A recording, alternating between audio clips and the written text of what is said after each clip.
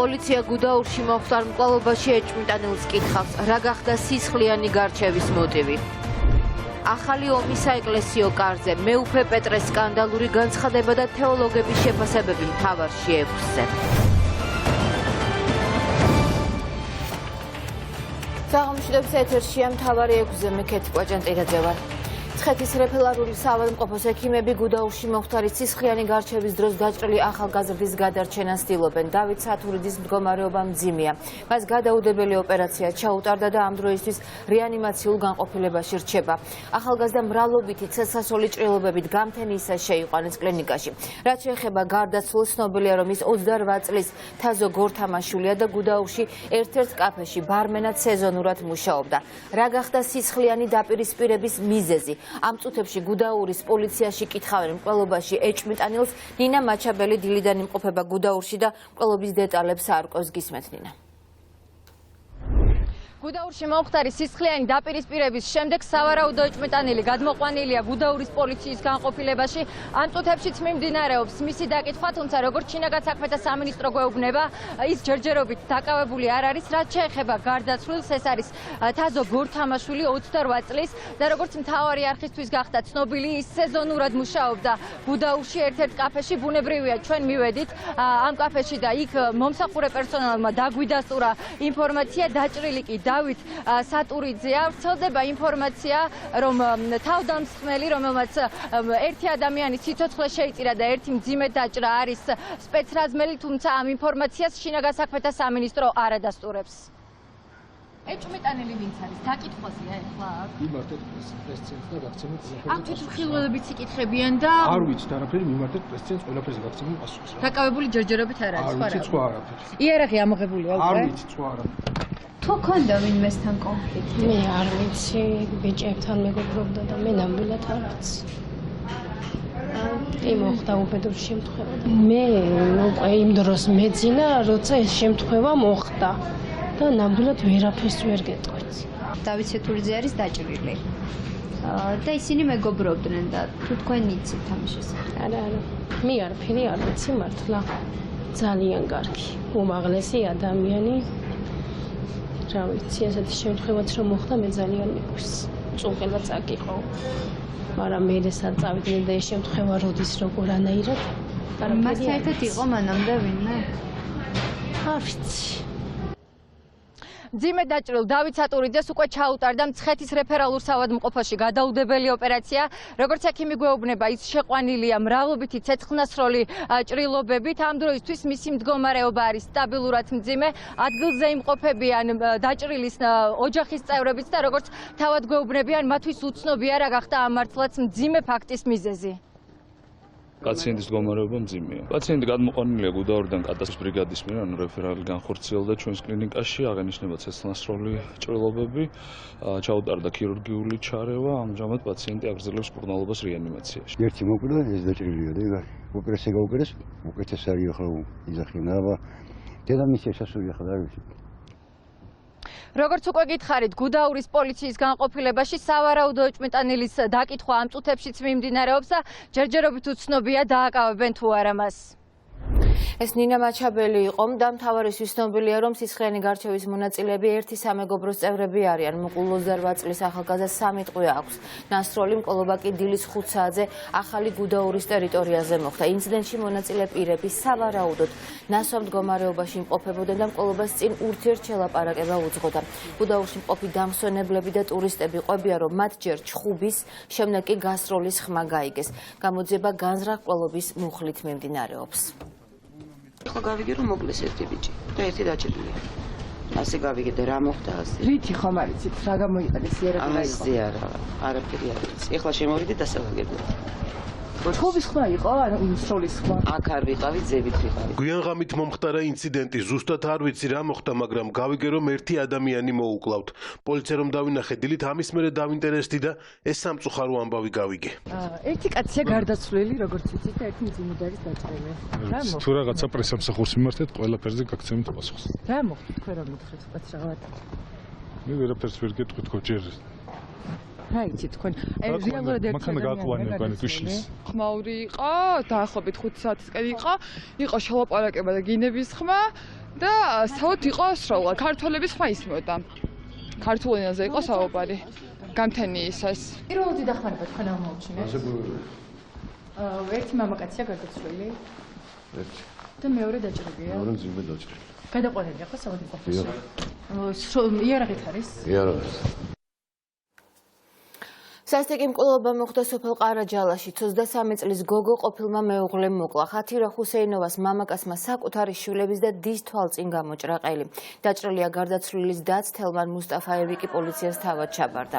სისხლიანი ანგარიშწორების მოტივი ეჭვიანობა გახდა. გარდაცვლილის ოჯახის წევრები ყვებიან, რომ ცოლ-ქმარი განქორწინებულები იყვნენ, მამაკაცი ხშირად ჩხუბობდა, ნარკოტიკებს იღებდა და მეუღლეს მოკლით ემუქრებოდა. თელმან მუსტაფაევი ნასამართლევია ის სასჯელს მოკლული მეუღლის დედის დაჭრისთვისაც იხდიდა. 23 წლის ხათირა ხუსეინოვას 3 მცირეწლოვანი დარჩა, ოჯახი დამნაშავის სამუდამო პატიმრობას ითხოვს.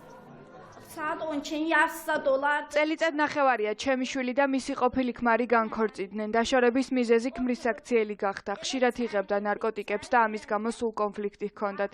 არ ვიცი ეს რატომ გააკეთა, მეც ხშირად მეჩხუბებოდა, უნდა და მისთვის ფული მიმეცა.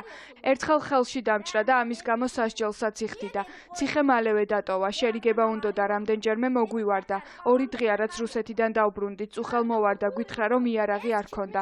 მეზობლების დასაძახებლად გამოვედი და სახლში რომ ბრუნდებოდი კედელზე მიმანარცხა. მითხრა მიდი შენი შვილის გვამს ჩაეხუტეო. სისხლის გუბე იყო, ჩემს მოკლასაც აპირებდა, მაგრამ ვერ მოასწრო. დეტალები არ ვიცი, მაგრამ ყველანი შეზრულები ვართ. ეს ოჯახი რუსეთში ცხოვრობდა, ბიჭი დეპორტით გამოაგზავნეს. მოკლული და დედამისი ცოტა ხნის წინ დაბრუნდნენ. ვერ ვიჯერებთ რაც მოხდა. წყულს კონფლიქტი ხშირად ჰქონდა, ბიჭი ნარკოტიკებს მოიხმარდა, ამიტომაც დაშორდნენ. ყოფილი ქმარი ხშირად ეჭვიანობდა, მოკლით ემუქრებოდა, ასეთი სისასტიკე როგორ ჩაიდინა. მოვითხოვთ სამუდამო პატიმრობა მიესაჯოს, როგორ გაიმეტა შვილების დედა, ბავშვებიც კი არ შეიბრალა. შემოვარდა და ბავშვების თვალწინ ასეთი რამ ჩაიდინა, უმკაცრესად უნდა დაისაჯოს. ეკლესიისა და საპატრიარქოს გარშემო სკანდალი არ წყდება მეუფე პეტრეს შემდეგ. ჭყონდიდის მიტროპოლიტის მეუფე გრიგოლ ცავას მოწოდება, სადაც ის მეუფე პეტრეს მიმართავს შენდობა თხოვოს პატრიარქს, შეურაცხყოფელს უწოდებენ თეოლოგები. ისინი მეუფე პეტრეს პოზიციას იზიარებენ. გიგლა თუმანიშვილი ესაუბრა თეოლოგებს და ის გვერდდება ახლა პირდაპირ ეთერში. გისმენთ გიგლა. დიახ, კეთი საკმაოდ მწვავეა თეოლოგების შეფასებაც მეუფე გრიგოლ კაციას დღევანდელ მიმართვასთან დაკავშირებით, რომელიც გაუგზავნა მან მეუფე პეტრეს და თქვა, რომ მეუფე პეტრე უნდა მივიდეს პატრიარქთან და შენდობას თხოვოს იმ განცხადებებთან დაკავშირებით, რომელიც გააკეთა მან ბოლო პერიოდის განმავლობაში სინოდის ხდომიდან გამოსვლის შემდეგ, ბოლო სინოდის ხდომიდან გამოსვლის შემდეგ. პარალელურად მას გასცა პასუხი მეუფე პეტრემაც, საკმაოდ მწვავე იყო მეუფე პეტრეს პასუხიც და თეოლოგები ამბობენ, რომ მაშინ როდესაც საპატრიარქოს თავად დააქვს შენდობა სათქმელი მრევლისთვის, სწორედ ასე დროს იქცევიან ხოლმე ისე, რომ იმ ადამიანებს მიმართავენ შენდობის სათქმელად, რომლებიც საუბრობენ ღიად იმ პრობლემებზე, რომელიც ხდება ეკლესიის შიგნით და მათ შორის საპატრიარქოშიც. მეუფე პეტრეს განცხადება არის ჩვეულებრივი, ნორმალური, რა თქმა უნდა, იგი იმ პოზიციებზე დარჩება, რამე თუ მან იცის სინამდვილე, სიმართლე, შესაბამისად არაფერი ახალი ამაში არ ყოფილა. შესაძლოა მკვეთრი აქცენტები კეთდება ბოლო პერიოდში კათოლიკოს პატრიარქის პიროვნების ირგვლივ არსებულ მოვლენებთან დაკავშირებით, გამომდინარე იქიდან, რომ საპატრიარქო ართმობს ჯიუტად არ აღიარებს დანაშაულს. საპატრიარქოს სამწუხარო დაემსგავსა ორგანოს, რომელიც ყოველთვის რაღაცას ითხოვს, მაგრამ თავად არაფერს არ გაცემს. თავად უშვებს ძალიან უხეშ შეცდომებს და სხვებისგან ითხოვს პატიებას.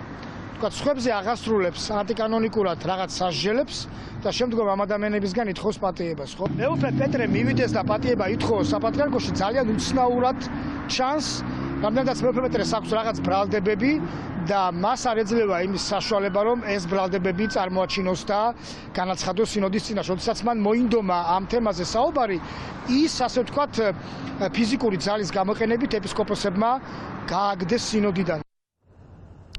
თეოლოგებმა ეს შეფასებები გააკეთეს მას შემდეგ, რაც მეუფე პეტრემ დღეს პატრიარქს მოუწოდა, რომ შენდობა უთხრას მრევლს იმასთან დაკავშირებით, რომ ის უკანონოდ მართავს ეკლესიას. ასეთი მწვავე იყო დღეს მეუფე პეტრე საკუთარ შეფასებებში და განცხადებებში და საკმაოდ მწვავე იყო შეფასებებიც თეოლოგების, როგორც თქვენ მოისმინეთ. გიგლა თუმანიშვილი საუბრობდა პირდაპირ ეთერში და ამ წუთებში ცნობილი ხდება, რომ შინაგან საქმეთა სამინისტრომ გუდაურში მომხდარი მკვლობისა და დაჭრის ფაქტი გახსნა და დაკავებულია ერთი პირი.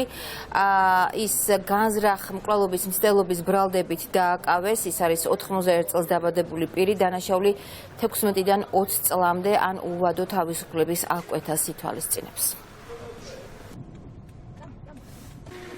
და განვაგრძობთ გამოშვებას. მეუფე პეტრეს მწვავე და სკანდალური განცხადებები მეუფე გრიგოლ კაციას მოწოდებას მოყვა. ჭყონდიდის ახალმა მმართველმა მეუფე გრიგოლ კაციამ მეუფე პეტრეს ურჩია სააღდგომო მარხვის წინ მივიდეს კათოლიკოსთან და შენდობა თხოვოს იმ განცხადებების გამო, რომელიც ჭყონდიდის ყოფილმა მღვდელმთავარმა ილია მეორის წინააღმდეგ და ეკლესიაში არსებულ პრობლემებზე გააკეთა. სასულიერო პირის ამ განცხადებას უპასუხისმგებლო უწოდა მეუფე პეტრემ, რომელმაც თავად პატრიარქს ურჩია შეინანიოს ცოდვები უკანონობის გამო. სინოდის ხდომაზე მეუფე პეტრეს სასჯელის მოხსნის საკითხი რო განიხილონ, ამაზე რა აზრის ახლა? ეს არ ვიცი, ეს როგორც პატრიარქი დაისვამს შეკითხვას, ისე უნდა ვიმოქმედოთ. იქნება თუ რა? თქვენ თუ დაუჭერთ ხარ? რას? ხარცა მეუფე პეტრეს სასჯელის მოხსნის საკითხი განიხილონ სინოდზე. დღეს არის უძღებიშვილის დღე. მეუფე პეტრე მივიდეს პატრიარქთან და მე პატრიარქი დააჯილ დაუბრუნებს ხარისხს და დაბრუნდეს აქ. მე ვარ მომხრე ეპისკოპოს გრიგოლ კაციას უპასუხისმგებლო მოწოდებას უპასუხებდირჩევით, რომ კარგი იქნება შეინანოს, რომ ბიბლიას და სახარებას არასწორად ასწავლია მრევლს და საზოგადოებაში ხალხს შეცდომაში. მეუფე პეტრემ თავიდანვე ბიბლიური სოლომონ ბრძენის სიტყვების თანახმად აირჩია გზა.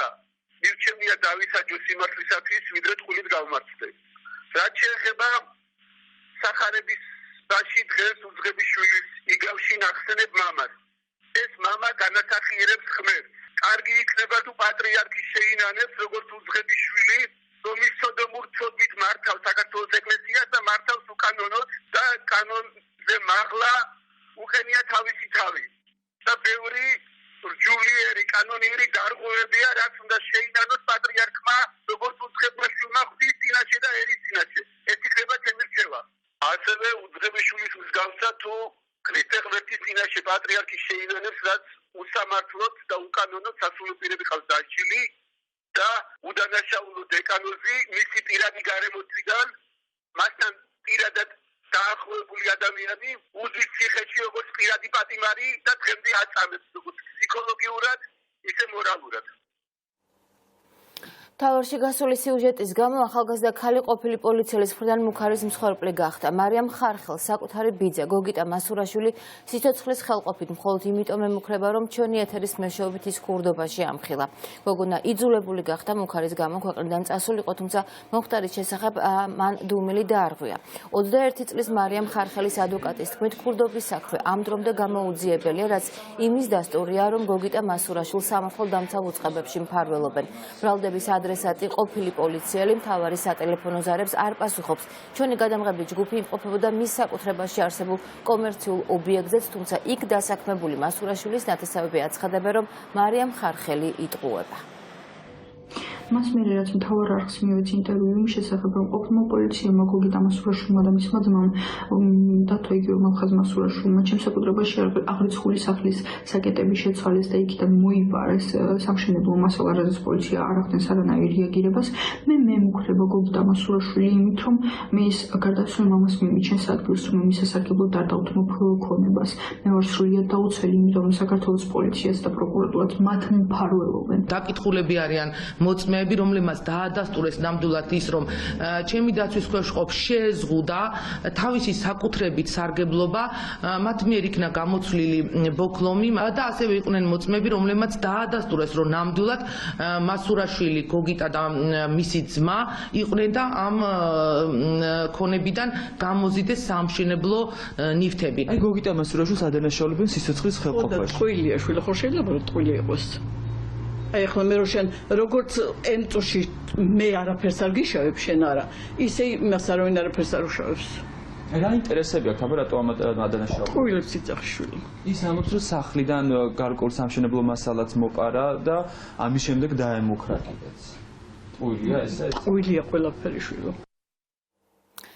საქართველოს მოქალაქეების დეპორტაციამ გერმანიიდან და იტალიიდან მასობრივი ხასიათი მიიღო. ემიგრანტები ყოველდღიურად სტრესის ქვეშ იმყოფებიან და ელოდებიან, როდის დაატოვებინებენ ქვეყანას. საქართველოს მოქალაქეები მთავარ არხს უყვებიან, რომ მათ აიძულებენ ყოველგვარი ახსნა განმარტების გარეშე დატოვონ ქვეყანა, მათ შორის არიან მცირეწყლოვანი ბავშვები, საოპერაციოდ გამზადებული პაციენტები, რომელსაც გადაუდებელი ოპერაცია ჭირდებოდათ. ემიგრანტების ინფორმაციით საქართველოდან გერმანიაში ჩასულია 60 კაციანი ჯგუფი, რომელიც ქართველების დეპორტაციაზე მუშაობენ, მათ ქართველების სპეცრეისით ჩამოყავთ საქართველოში. უცხოეთში მყოფი ქართველები მასობრივი დეპორტაციას სალომე ზურაბიშვილის საფრანგეთში ვიზიტის დროს გაკეთებულ განცხადებებს უკავშირებენ. ემიგრანტები დახმარებას ითხოვენ.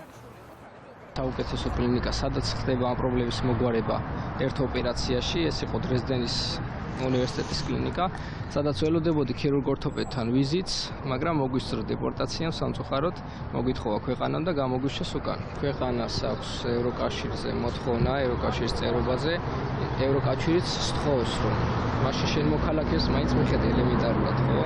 ზურაბიშვილის განცხადებას უკავშირებთ? კი, რა თქმა უნდა. ბავშვი ერთად ის ანუ ყოველ ფეხის ნაბიჯზე იქცევა. ფინანსური მდგომარეობა ჩვენ არ გქონდა ისეთი, რომ გვემკურნალა თან გვეუბნებოდნენ აქაური ექიმები, რომ ამ ბავშვს ჭირდება 2-3 ოპერაცია, სხვადასხვანაირი მკურნალობა, მოკლედ ძალიან ბევრი.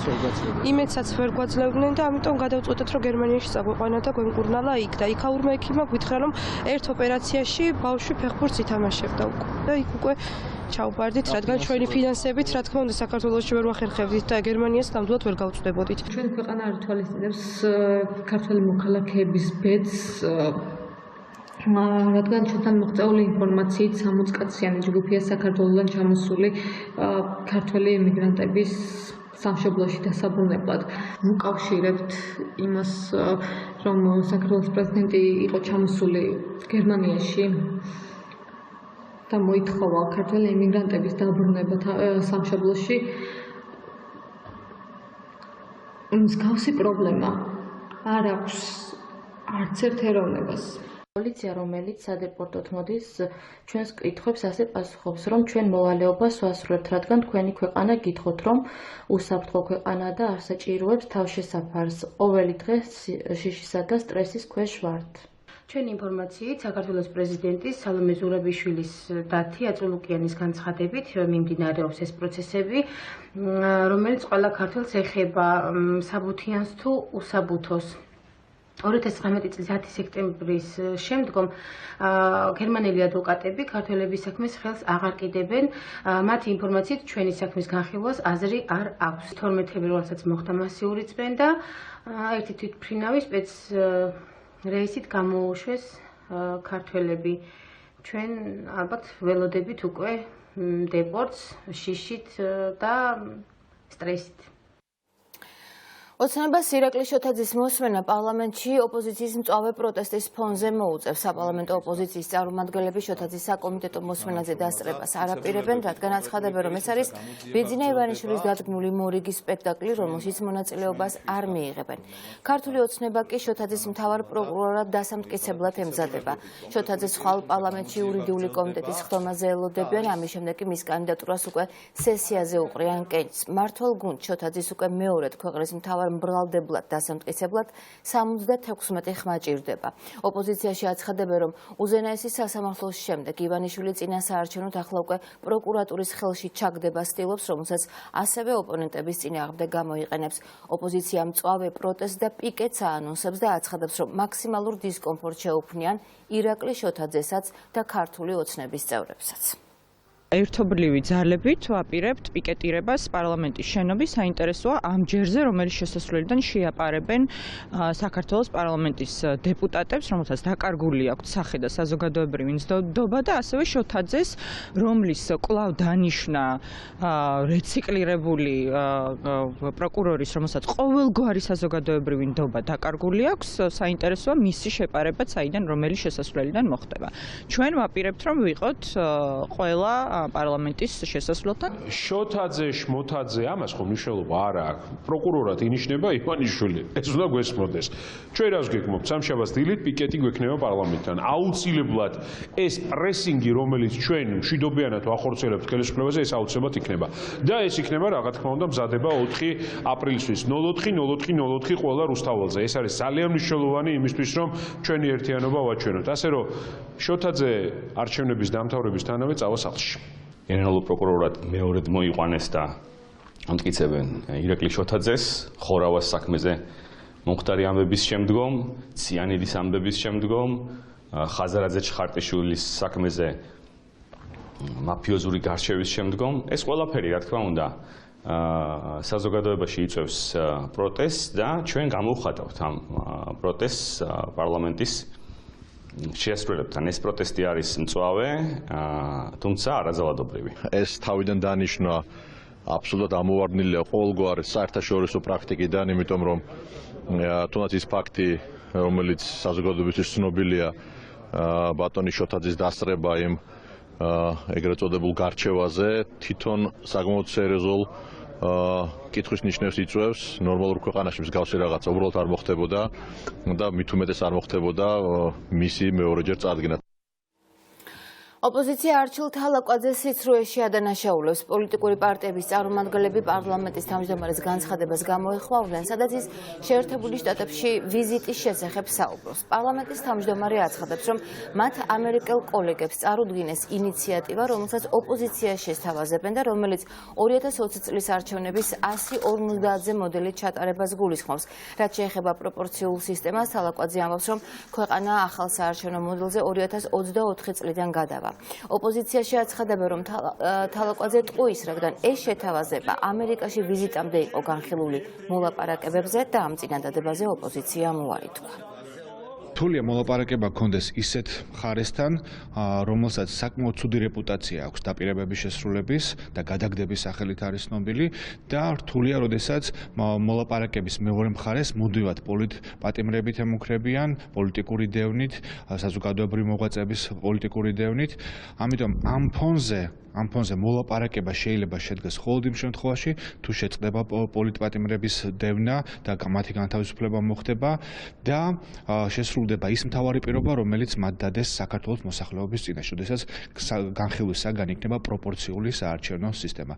ასეთ ფორმატ შესაძლებელი არის ქართული ხალხის ინტერესების დაცვა, წარმოდგენა და ამ მოლაპარაკების წარმატებით დასრულება. სხვა შემთხვევაში ჩვენ საქმე გვექნება გადამგდებ ხელისუფლებასთან, რომელსაც არანაირი ავტორიტეტი აღარ დარჩა საერთაშორისო ასპარეზზე და მისი დღეები დათვლილია არჩევნებამდე. მოლაპარაკებებს და ოპოზიციასა და ხელისუფლებას შორის ცდილობას, რომ ყოფილიყო მიღწეული კომპრომისი საარჩევნო სისტემასთან დაკავშირებით, თუ როგორ უნდა ჩადარდეს 2020 წლის არჩევნები, აქ მოხდა ისეთი რამე, რომელსაც საერთოდ შეუძლებელი გახადა ეს მოლაპარაკებები, რამდენადაც მოლაპარაკების დროს, როცა ერთი მხარე იყენებს მის ხელში არსებულ ინსტრუმენტებს და ერთ-ერთი მნიშვნელოვანი ლიდერი მეორე მხარის იქ არის დატყვევებული და იქნა უგულავ ამ შემთხვევაში გამწესებული ციხეში. ცხადია ამ პირობებში მოლაპარაკებების შედეგიანობას ლაპარაკი შეუძლებელია. ძალიან სამწუხაროა, რომ კიდევ ცურობს მაღალი რანგის თანამდებობის პირი ქართული ოცნებიდან, რადგან 150-ზე ვიდრე ამერიკაში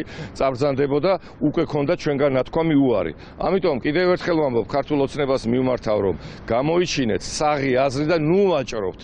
აქ დახლიდარობისა და ვაჭრუკანობის ადგილი დღეს და საერთოდ პოლიტიკაში არ არის. ჩვენ წინააღმდეგი ვართ ამის და გაითვალისწინონ დაბეჯითებით მიმართავთ მას ის ვარიანტები, რომელიც ჩვენ გამზადებული გვაქვს და უკვე ცხვირწინ ედოთ, ვიდრე ამერიკაში წაბრძანდებოდნენ ისინი. თავისუფალი მედია შეზღუდვების გარეშე ამ სლოგანით ქუთაისის ცენტრალურ მოედანზე სხვადასხვა მედია საშუალებების ჟურნალისტებმა საპროტესტო აქცია გამართეს. მედიის სფეროს წარმომადგენლებმა აჭარის საზოგადოებრივ მაუწყებელში მიმდინარე პროცესები გააპროტესტეს. ჟურნალისტების თქმით, ტელევიზიის ახლად დანიშნული დირექტორი პროფესიონალ და მიუკერძოებელ პროდიუსერებს სამსახურიდან ათავისუფლებს. ქუთაისელი ჟურნალისტები ტელევიზიის ადმინისტრაციას პროფესიონალი კადრების სამსახურში დაბრუნებისკენ მოუწოდებენ. ეს პროცესი არ დაწყებულა გუშინ და დღეს. ეს პროცესი დაიწყო მაშინ, როცა აჭარის მაუწყებლის დირექტორს უთხრეს, რომ მისი ადგილი იქ არ იყო. ადამიანს, რომელმაც ძალიან ბევრი რამ გააკეთა იმისთვის, რომ ეს ტელევიზია რეიტინგული გამხდარიყო და ყოფილიყო ხალხის სამსახურში. ამ ტელევიზიის თანამშრომლები არა მხოლოდ ჟურნალისტურ ეთიკას და სტანდარტებს იცავენ, ისინი იცავენ საზოგადოების ინტერესებს და ქვეყნის სახელმწიფოს მიერ აღიარებულ ძირითად სტრატეგიულ მიმართულებებს. მედიასთან ბრძოლა ხელისუფლებას არ აძლიერებს, ასუსტებს და სამწუხაროა, რომ ჩვენი ხელისუფლება ამას ვერ ხვდება და აგრძელებს იგივე ტემპში მედიასთან ესეთი აგრესიით ბრძოლას, როგორც აქამდე აკეთებდა. ხელისუფლებასაც გვინდა მოუწოდოთ, რომ მას შეწყვიტოს ესეთი დამოკიდებულება ჟურნალისტების მიმართ და შეცვალოს თავის მუშაობის სტილი. აჭარის ტელევიზიის თანამშრომლების სოლიდარობის აქცია გაიმართა დღეს ბათუმში. ტელევიზიის წინ ჟურნალისტები, არასამთავრობო ორგანიზაციები, პოლიტიკური პარტიების წარმომადგენლები და რიგითი ბათუმელები შეიკრიბნენ. აქციის მონაწილეები აცხადებენ, რომ აჭარის ტელევიზიის სარედაქციო პოლიტიკა საფრთხეშია და პროცესების უკან, რომელიც ტელევიზიაში მიმდინარეობს, ხელისუფლება დგას, რომლის ინტერესების გამტარებელიც აჭარის ტელევიზიის დირექტორია.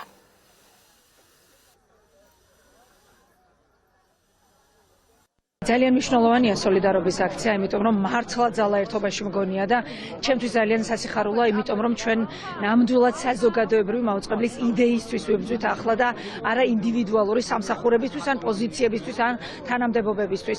რას ვაპირებთ? ვაპირებთ იმას, რომ ბოლომდე რა ფორმითაც შევძლებთ, როგორც შევძლებთ, ვიბრძოლოთ იმისთვის, რომ ჩვენი სარედაქციო დამოუკიდებლობა დარჩეს ხელუხლებელი. ის ნაბიჯების გადაწყვეტილებები, რასაც იღებს ჩვეუთა საბჭოს უმრავლესობა და მენეჯმენტი თანამშრომელთა წინააღმდეგ არის პრაქტიკულად შევიწროება იმ ადამიანების, რომლებიც კრიტიკულად არიან განწყობილები ხელისუფლების მისამართით და ცხადია ეს ყველაფერი უკავშირდება იმ ძალიან დიდ პოლიტიკას, რაც აქვს განხორციელებული ქართულ ოცნებას, ქართული მედიის მისამართით. ამიტომ სხვა არჩევანი, სხვა მორალური უფლება ჩვენ არ გვაქვს, რომ აქ არ ვიდგეთ. დღეს სიტყვის თავისუფლება არის დასაცავი და აჭარის ტელევიზიაში რაც მიმდინარეობს, მიმაჩნია, რომ ებრძვიან სწორედ სიტყვისა და გამოხატვის თავისუფლებას. ფაქტობრივად ეს ასახვას პოვებს თითეული მოქალაქის და თითეული ჩვენთაგანის უფლებებზე, ამიტომ დროა საზოგადოებამ გააცნობიეროს, რასთან გვაქვს საქმე და ყველამ ერთად გამოვიდეს, არა მხოლოდ აჭარის ტელევიზიის დასაცავად, არამედ ჩვენი სიტყვის და გამოხატვის უფლების დასაცავად. მოხდებები ეს მოხდებები გეგავენას ვერ მოხდება. სისხლის სამართლის დანაშაულს უიპოვებს შიგნით ადამიანი, რა ხდება ფაროთ? რა კონკრეტული სისხლის სამართლის დანაშაული გამოიყენება? ამისთვის თავის იქნება რა ყველა იქნება თავის. ეს ყველაფერია მოდის ხელმძღვანელობისგან, თავის დროზე და არა ჟურნალისტებისგან და შესაბამისად ჟურნალისტები ამაზე პასუხს სჩევიან. იმედია რომ არ აგებენ. საზოგადოებრივი მოძრაობა ლელოს კახეთის რეგიონული ორგანიზაცია დაფუძნდა თელავში. ორგანიზაციის ლიდერებმა მხარდამჭერებს დღეს სამომავლო გეგმებისა და პრიორიტეტების შესახებ მიაწოდეს ინფორმაცია. მამუკა ხაზარაძის თქმით, მათი ერთ-ერთი მთავარი მიზანი რეგიონში თელავის მეღვინეობისა და მევენახეობის კულტურის ცენტრად გადაქცევას უკავშირდება. ორგანიზაცია პრიორიტეტად ასახელებს ტურიზმის განვითარებასაც. რეგიონულ ორგანიზაციას თელაველი ექიმი ვასილ კობიაშვილი უხელმძღვანელებს. ჩვენი ხედვა არის ისეთი, რომ კახეთი კერძოდ შევიდეს იმ მსოფლიო ღვინის დედაქალაქების რიცხვში, რომელშიც მხოლოდ 10 ღვინის წარმოებელი ქვეყანაა შესული. ეს მოითხოვს საკმაოდ სერიოზულ გადააზრებას და სერიოზული ნაბიჯების გადადგმას იმისათვის, რომ კახური ღვინო შევიდეს პრემიალურ სეგმენტში, მისი ფასი გასაყიდი საექსპორტო ფასი უახლოეს 5-დან 7 წელიწადში თითქმის გაორმაგდეს. რაც ყველაზე მთავარია, აუცილებლად უნდა გადაკეთდეს თელავის აეროპორტის საერთაშორისო აეროპორტად, სადაც ჩვენ პირდაპირ შეგვეძლება იმ ღვინის მოყვარული ტურისტების, რომელიც არიან მაღალ შემოსავლიანი სეგმენტის ტურისტები, მათი პირდაპირ ჩამოყვანა თელავში. ზუგდიდის ცენტრალური ქუჩები მესამე წელია გადათხრილია. მოსახლეობას დაანგრეულ გზებზე უწევს გადაადგილება. მძღოლები ამბობენ, რომ მოუწესრიგებელი ინფრასტრუქტურის გამო მათ ხშირად უზიანდებათ მანქანები. წყლისა და კანალიზაციის მილების უხარისხოდ გაყვანის გამო ქუჩები მეხუთად გადათხარეს. სამუშაოებისთვის კი აზიის განვითარების ბანკმა 200 მილიონი ლარი გამოყო. თუმცა პრობლემად რჩება. ლელოს რეგიონული ორგანიზაცია კორუფციულ ნიშნებზე საუბრობს და აცხადება, რომ უხარისხო სამუშაოების გამო კომპანიებს საკუთარი ფინანსური ინტერესების გამო არ აჯარიმებენ. უსაფრთხოებაც არ არის ამასთან ერთად დაცული. აი 1 სანტიმეტრში ამცდა ანასროლი ქვა. არ გავიარო, ან გადაკეტონ საერთოდ. აი ხიდს გამოღმა გადაკეტონ ჩიჩუას ქუჩამდე. დღევანდელი ჩვენი აქ მოსვლა გამოიწვია მიზეზი ჩვენი აქ მოსვლის არის ჩვენი მოსახლეობის უკიდურესი უკმაყოფილება იმ წარმოებული სამუშაოების მიმართ, რომელიც არის უკვე წლები აქ გრძელდება, რომელსაც არ ეთყობა ნიშანწყალი არც დაწყების, არც დამთავრების და სამუშაოების წარმოების. ამიტომ ჩვენ ვფიქრობთ, რომ ეს არის უტყუარი კორუფციის ნიშნები. გზების შეკეთება მიმდინარეობს პროექტის მიხედვით. მიმდინარეობდა 2019 წელს, მიმდინარეობდა 2017 წელს, გაგრძელდება 2020-ში, 21-შიც და 22-ში. ეს უკავშირდება ჩვენი ქვეყნის განვითარებას და არ უკავშირდება არანაირ არჩევნებს. თქვენ ჩემთან ერთად თუ წამობრძანდებით, უკეთესი იქნება და მე გაჩვენებთ, რახან თქვენ ვერ ხედავთ იმ ქუჩებს, რომელიც ჩვენ შევაკეთეთ, მე დაგათვალიერებიებთ ამ ქუჩებს. ზუგდიდში არსებული ინფრასტრუქტურული პრობლემები იყო ევროპული საქართველოს ბრიფინგის მთავარი თემაც. ლელაქებური აუდიტის სამსახურის მიერ უსახლკაროების საცხოვრებელი ფართით პროგრამაში ხარვეზების გამოვლენას გამოეხმაურა. ქებურია შესაძლო კორუფციულ ინტერესებზე ამახვილებს ყურადღებას და აცხადებს, რომ 30,000 ლარის ინფრასტრუქტურულ პროექტებში თანხა გაფლანგულია. ქებურია კონკრეტულ კომპანიებზე საუბრობს. ისეთ მნიშვნელოვან პროექტზეც კი, როგორიც არის ჩვენი უკიდურესად გაჭირვებული მოსახლეობის საცხოვრებელი ფართებით უზრუნველყოფა, სამუშაოების შესრულების თითქმის ყველა ეტაპზე იყო ხარვეზები, ეს იყო სამუშაოების დაგვეგმვის პროცესი, ეს იყო ბენეფიციარების გამოვლენა, ეს იყო სამუშაოებზე ზედამხედველობა, ეს საუკეთესო შემთხვევაში არის არაპროფესიონალიზმი, ხოლო უარეს შემთხვევაში აქ არის კონკრეტული პირების ინტერესი და კორუფციული ინტერესები. თელავში ყოფილ სამხედრო დასახლებაში ეგრეთ წოდებული ზედაქალაქის მაცხოვრებლები ბინების დაკანონებას ითხოვენ. იმის გამო, რომ სახლები ოფიციალურად რეგისტრირებული არ აქვს, დასახლებაში არ არის გარე განათება და ცხოვრება ანტისანიტარიის პირობებში უწევთ. ბინების ერთი ნაწილი ამორტიზებული, არ ფუნქციონირებს მაღაზია და აფთიაქი, მათი თქმით ხშირია მტაცებლის შემოსევაც. გაუსაძლის პირობებში მცხოვრები მოქალაქეები ამბობენ, რომ დახმარებას თელავის მერიას წლებია უშედეგოდ სთხოვენ. ადგილობრივ თვითმმართველობაში კი აცხადებენ, რომ საცხოვრებელი ბინები ეკონომიკის სამინისტროს ბალანსზეა და დაკანონების საკითხის მოგვარება ეტაპობრივად უნდა მოხდეს.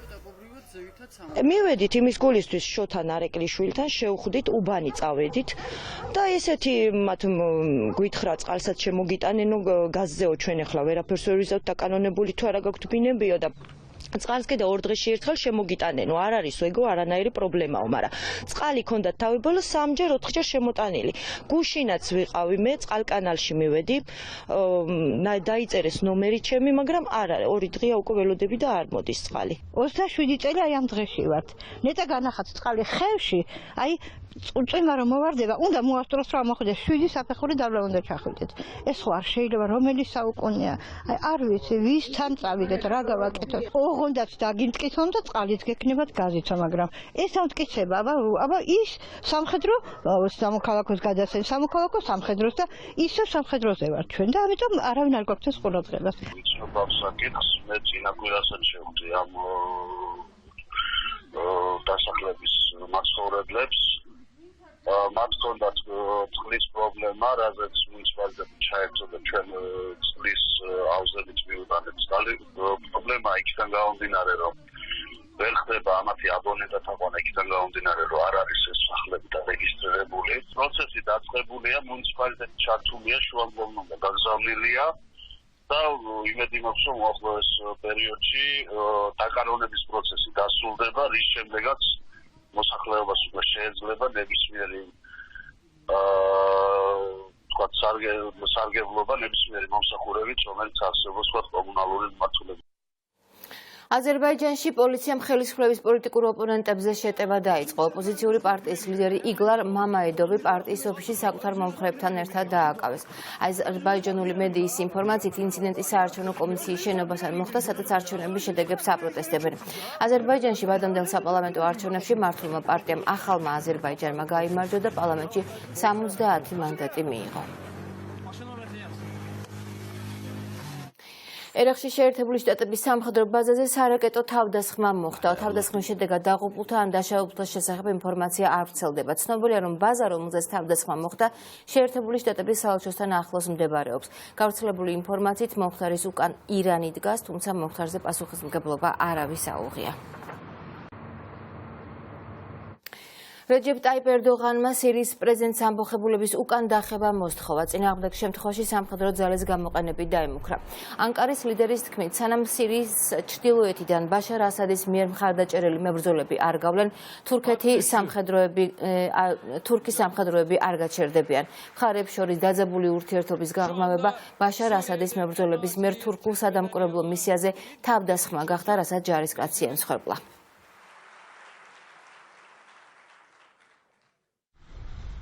გერმანიაში მიუნხენის უსაფრთხოების კონფერენცია მწვავე დისკუსიის ფონზე მიმდინარეობს. დებატები სომხეთის პრემიერ მინისტრსა და აზერბაიჯანის პრეზიდენტს შორის მთიანი ყარაბაღის საკითხზე გაიმართა. ილჰამ ალიევმა საკუთარი ქვეყნის პოზიცია ისტორიული ფაქტებით გაამართლა და სომხეთი აზერბაიჯანის ტერიტორიების ოკუპაციაში დაადანაშაულა. პრემიერმა ნიკოლ პაშინიანმა კი ისტორიული ფაქტებით კონფლიქტის გადაწყვეტა შეცდომად მიიჩნია და საერთაშორისო საზოგადოებას დახმარებას სთხოვა. დებატების ბოლოს სომხეთის პრემიერმა განაცხადა, რომ როცა კავკასიაში საქართველოსა და სომხეთის სახელმწიფოები შეიქმნა, აზერბაიჯანი საერთოდ არ არსებობდა. დიდ ბრიტანეთში შტორმს 2 ადამიანი ემსხვერპლა. უამინდობამ ქვეყნის სამხრეთ-აღმოსავლეთ ნაწილს მნიშვნელოვანი ზიანი მიაყენა. შტორმსთან ქარი და ძლიერი წვიმებიც ახლავს. გაუქმებულია ასობით საზღვაო, ავია და სარკინიგზო რეისები. სინოპტიკოსების ვარაუდით, უამინდობა კიდევ რამდენიმე დღე გაგრძელდება. შეერთებულ შტატებში კორონავირუსის საწინააღმდეგო სავარაუდო ვაქცინა შექმნეს. ამის შესახებ ინფორმაციას ერთ-ერთი ბიოტექნოლოგიური კომპანია ავრცელებს. მეცნიერების განცხადებით, კონკრეტულ შედეგებზე საუბარი ნაადრევია, რადგან ვაქცინის ადამიანზე გამოცდა ზაფხულში დაიწყება. ჩინეთში კი ეპიდემიით გარდაცვლთა რაოდენობა 1670-მდე გაიზარდა, ინფიცირებულია 70,000-მდე ადამიანი. ამ დროისთვის ვირუსის შემთხვევები მსოფლიოს 29 ქვეყანაში გამოვლინდა. ასეთი იყო მთავარი 6-ზე, საღამოს 9 საათზე კი პოსტფაქტუმი და გიორგი გაბუნია გელოდებათ. ნახვამდის.